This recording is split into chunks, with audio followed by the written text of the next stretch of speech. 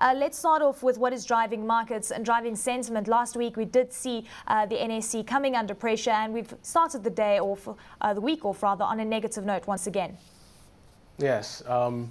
Last week it was primarily driven by losses in the banks, building materials, and petroleum marketing.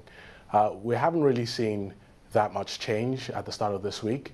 What we've seen is that some of the banks that didn't do quite so well last week have kind of, gas has been taking off, and they were largely flat today.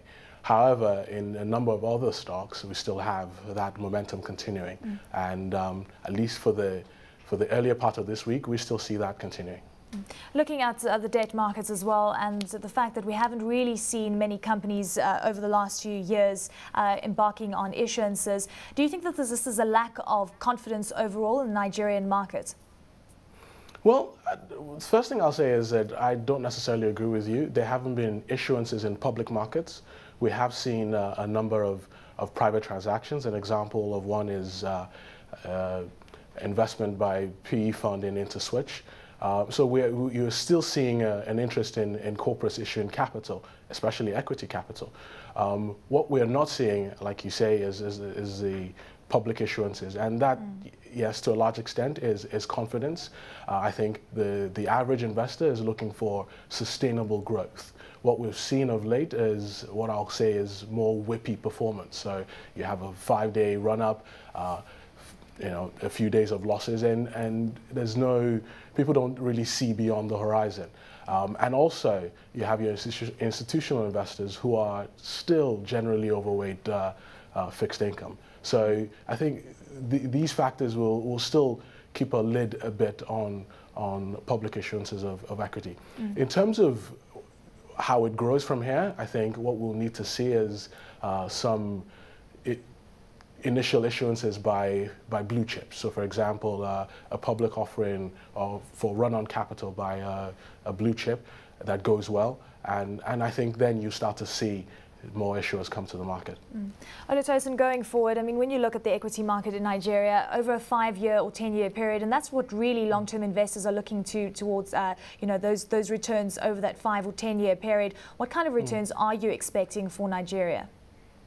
Well, here, just because of the cost of doing business, you would naturally look for IRRs in the 30 to 40% range. Now, what does that mean from an equity investment? I think you'll look for something for return rates also close to that.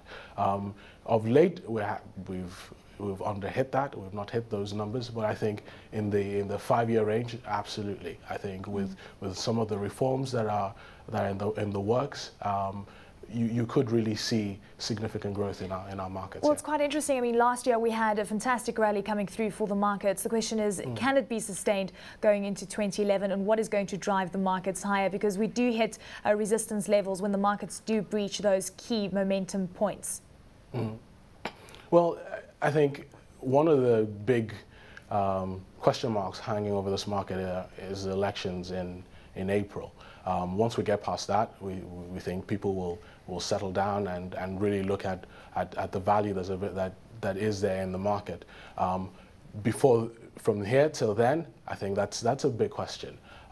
For us, we think that the statements, accounts that are going to be announced by the banks in the next month or so, we think will drive the market, and we're looking for positive news there. Touching on the scenario that is playing out in North Africa with Egypt, and of course the contagion that we've seen coming through from Tunisia and even going into Jordan and the likes of Yemen, a lot of concern as to what it's going to do to sentiment towards emerging markets and frontier markets.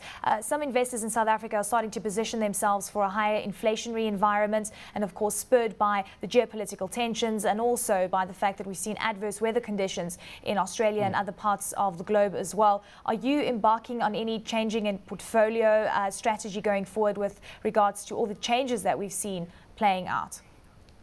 Well, short answer would be no. Our markets here are still largely driven by local phenomena.